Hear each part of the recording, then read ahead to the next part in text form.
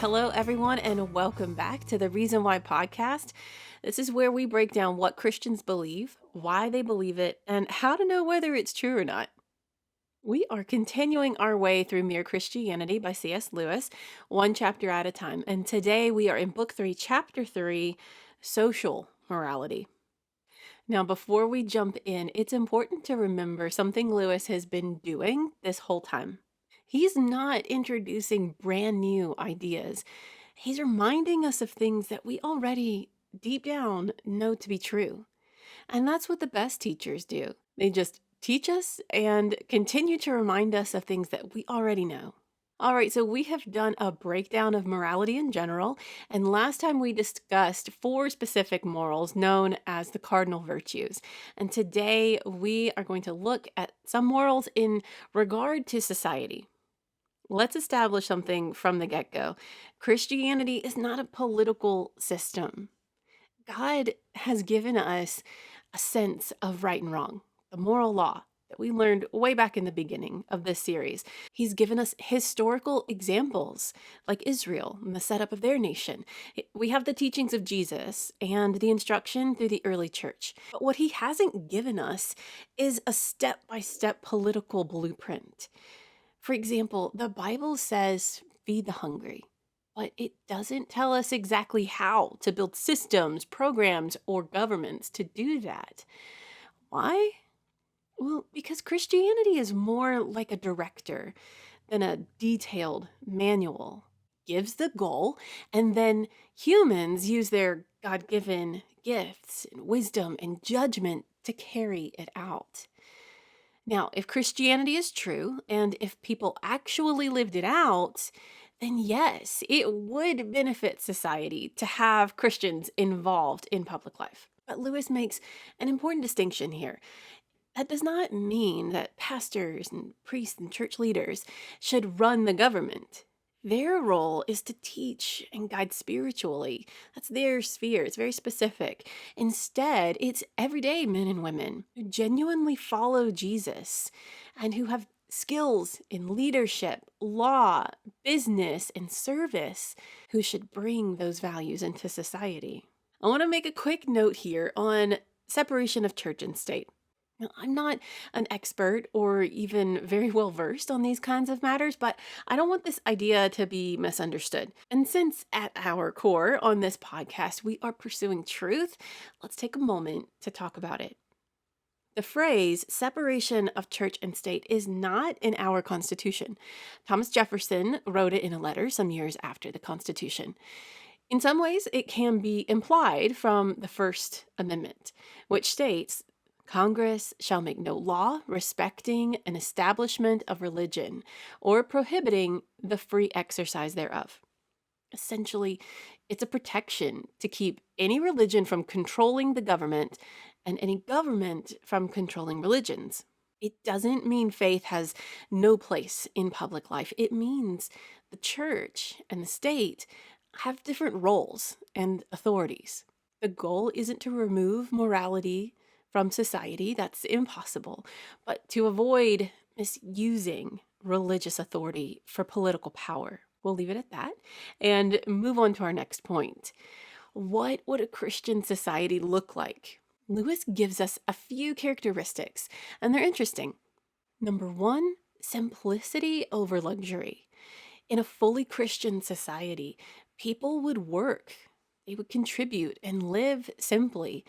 There wouldn't be this obsession with status and luxury and showing off. Honestly, as I read this part of the chapter, it was hard not to wonder what Lewis would think about our world today. I think he'd be appalled.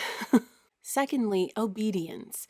Not blind obedience, but a general posture of respect for authority and order. Thirdly, cheerfulness.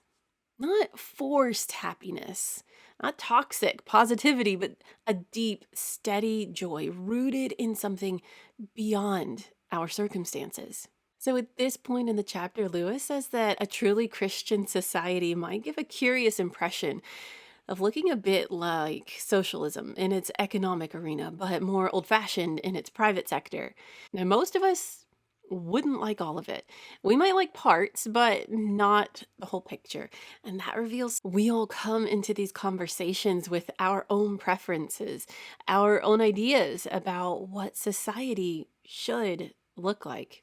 Lewis then brings up something that feels very relevant to today: lending money at interest, also known as usury.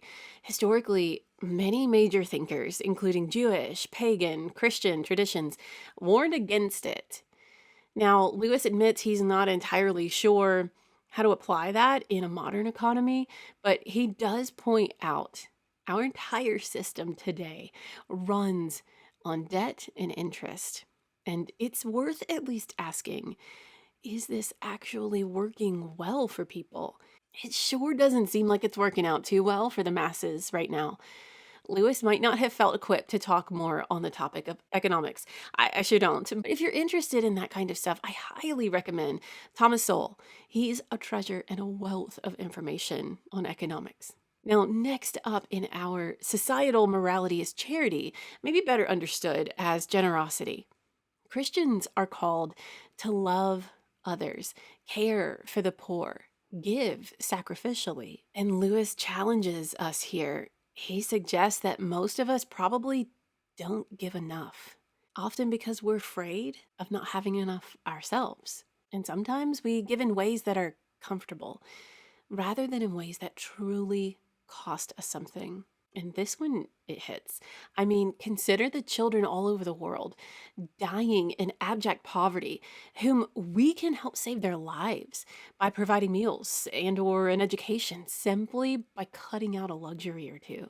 Here's Lewis's big point.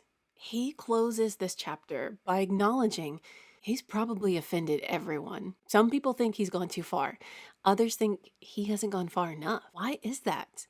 Because we all come into this assuming, even subconsciously, I kind of know what the ideal society should look like. And Lewis says that reveals something deeper. We're often looking for God to agree with us instead of recognizing him as the authority over us. And this brings everything full circle to the real issue. A good society is not just about better systems, better laws, better ideas.